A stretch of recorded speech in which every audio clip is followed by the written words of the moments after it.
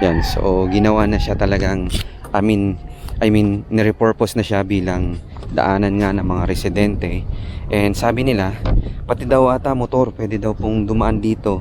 Yun nga lang, may cases na kaya na may mga lasing na nakmumotor na nahulog na. Wag naman sana. But anyway, ito nakikita nyo ngayon mga S-Friend. Ito na yung isa sa mga bridge column na talagang wasak na. Dito rin. By the way, yung direction na yan, papunta na po yan doon sa iba pang estasyon ng tren. Dito po yan sa San Fabian bago siya tuluyang makarating sa Damortis Station. Actually, before Damortis, meron pa atang isa pang estasyon eh.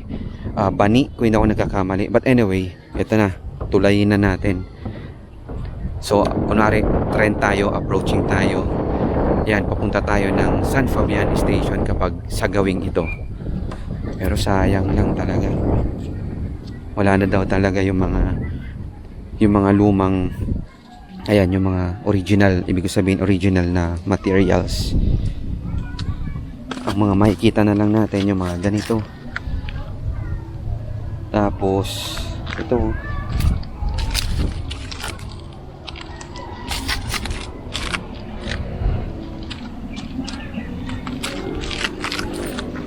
tsaka yung ito, yung mga kinakalawang ng mga bakal. So sabi din ni Lolo kanina, ito mga bahaging ito yung mga galing din mismo dun sa dati pong bakal na bahagi sa gilid nitong tren, katulad ng mga usual na nakikita natin ng mga tulay ng mga train. So dito yan nakakabit originally. Tapos yung paa mo, tapos yan na.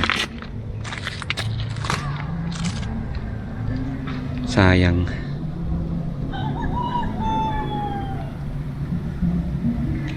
Abangan nyo na lang yung full episode sa exploration natin ito mga S-Friends. Syempre sa Urbex PH Plakada TV.